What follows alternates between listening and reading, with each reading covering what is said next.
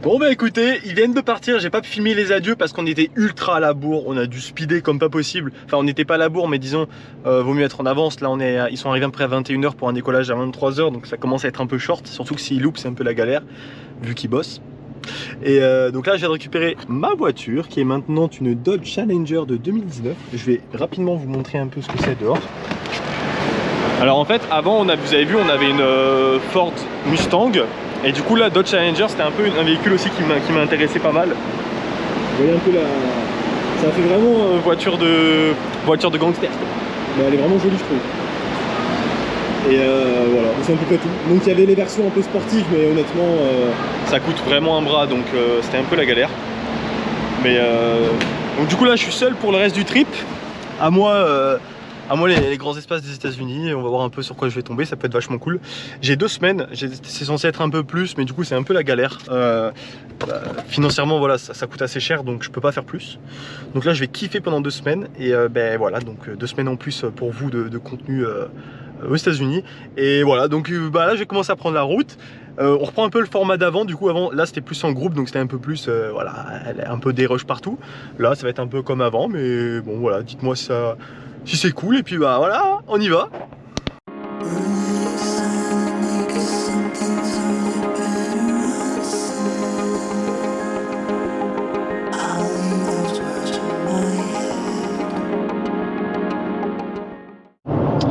Bon ben j'étais sur la route pour aller à Jacksonville, donc là j'ai commencé ma journée vers 10 h 30, ce qui est totalement normal, je reprends mon rythme de croisière.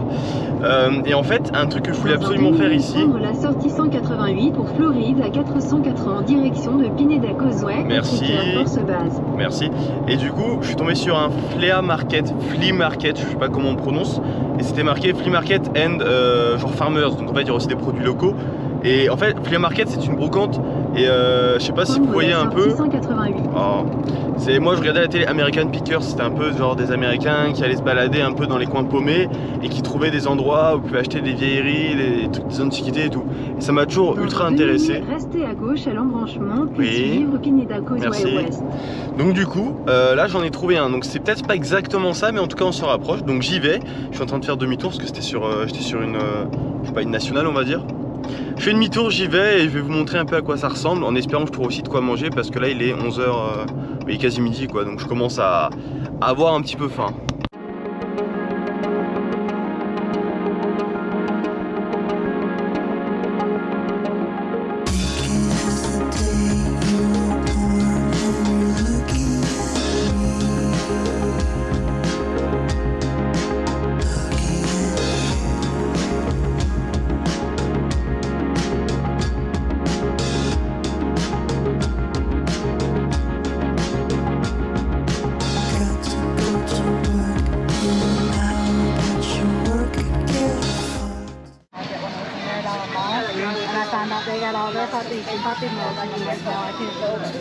And the way they treated the reptiles? No. Yeah, and see, here's the thing. A lot of times they don't even know how. They don't know about. They don't. Bon, du coup, je suis rentré. En fait, c'est vraiment comme un marché aux puces. Ils vendent des bricoles, ils vendent un peu d'antiquité, mais pas énormément. Il y a de la bouffe. Il y a des animaux. Vous allez pouvoir les images. Et il y a pas mal de stands, vous voyez, en mode avec des affiches un peu de propagande des armes. Ou... Nous, sur quoi on était tombé, c'était un stand Trump avec des trucs genre Make America Great Again ou des trucs comme ça. Et bon, il y a aussi des trucs genre des bidouilles quoi.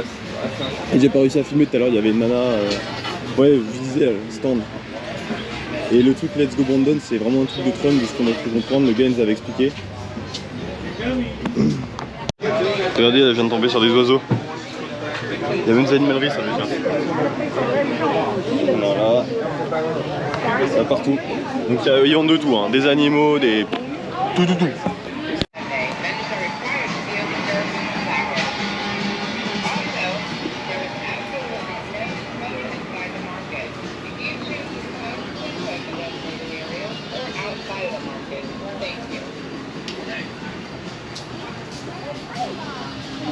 Putain, c'est bon en tout cas.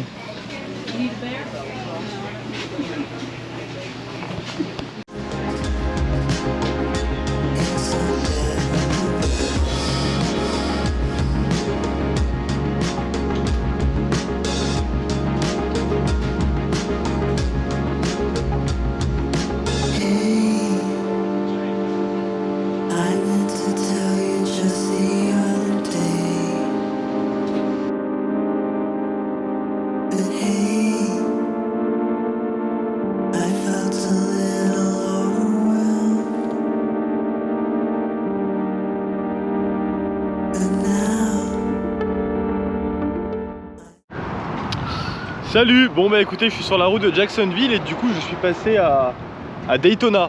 Et à Daytona, je sais pas si tout le monde le sait, mais il y a un circuit qui est très célèbre.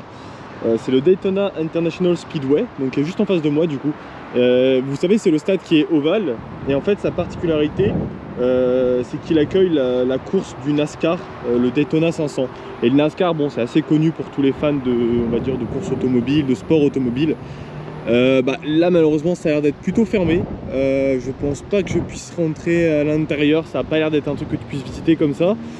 C'est close de chez close. Par contre j'ai le drone, donc ce que je vais faire, c'est que je vais essayer de faire avec le drone, de décoller, d'essayer de filmer par dessus. Je pense que ça c'est faisable. Il y a un peu de vent mais bon, il y a toujours du vent de toute façon. Donc là c'est juste derrière moi. Je peux aussi regarder s'il y a des events comme ça, peut-être que je pourrais essayer de repasser, de voir comment dire, une course. Voilà, donc je vous laisse sur les images et voilà, je suis content de l'avoir vu quoi.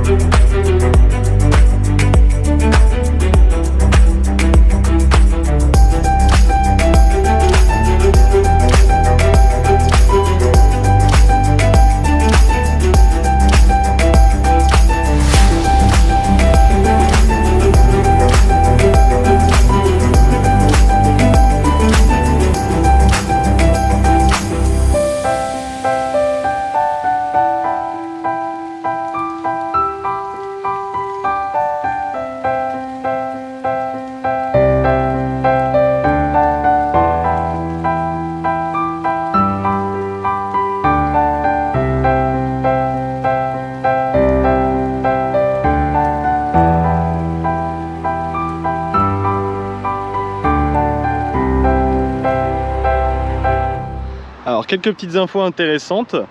Le circuit de Daytona, c'est 2,5 miles pour les courses très rapides, les super speedway, 3,56 miles pour les voitures de course et 3,51 pour les motos. Et en fait, lorsque j'ai décollé en moto, on voyait bien qu'on pouvait arranger un petit peu le circuit, donc je pense que c'est dû à ça.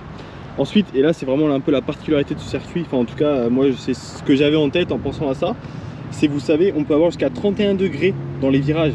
Vous voyez un petit peu, enfin, ça représente quand même un certain degré, c'est une certaine orientation, donc ça commence à être pas mal. Et sur la ligne de départ et d'arrivée, on est à 18 degrés. Le site au total représente 480 hectares et il y a jusqu'à 100 000 places. Alors ça c'est assez dingue. Comme vous avez pu le voir, on a été voir un match de baseball. Il me semble qu'ils avaient regardé sur internet, on était à 35 000 places à peu près, donc là 100 000, on est à 3 fois plus quoi, donc c'est juste énorme. Et là on a une photo un petit peu de à quoi ça peut ressembler en événement, voilà, quand vraiment il y a pas mal de monde, donc ça doit être vraiment impressionnant. Et du coup tout ça c'est des gradins, donc toute la partie qu'on a devant nous, on les voit là d'ici d'ailleurs, c'est que des gradins. C'est vraiment impressionnant. Je suis content d'être venu ici. Bon après voilà, j'aurais bien aimé pouvoir assister à une course, ça, je pense que c'est vraiment quelque chose de génial à voir, un peu comme le match de baseball.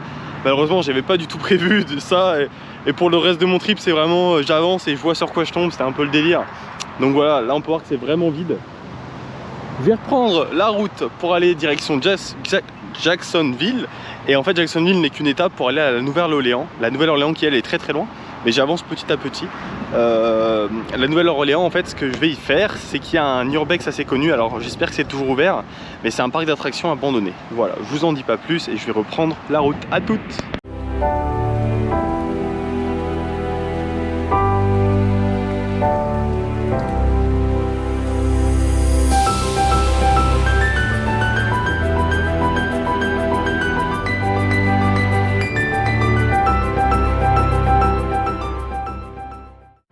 Bon, un truc plutôt marrant, je viens de laisser ma voiture au garage qui est juste ici.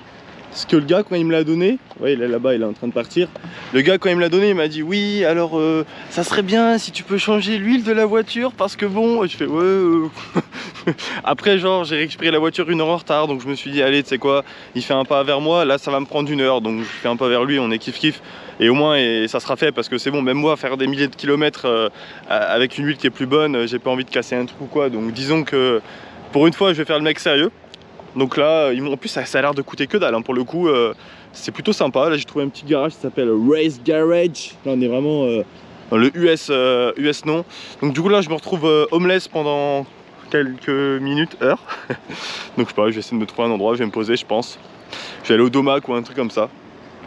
Et puis bah voilà, c'est à peu près tout. Donc bah voilà, j'ai rien d'autre à dire.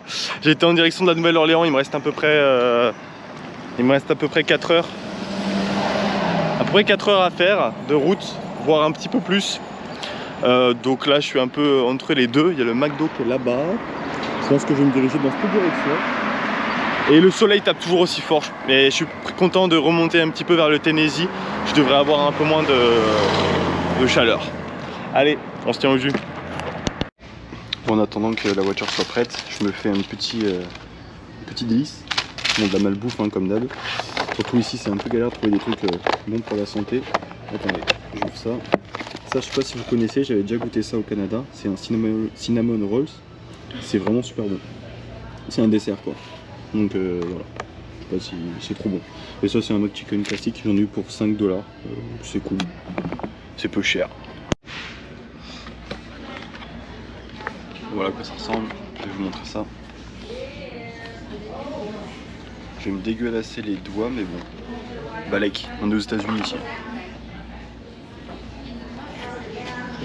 En fait, c'est une sorte de brioche avec de la crème.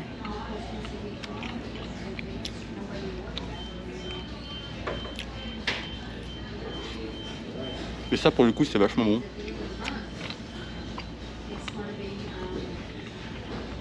Un délice. C'est cool qu'ils le fassent au McDo, chez nous ils le font pas comme dessert, mais ça vaut le détour.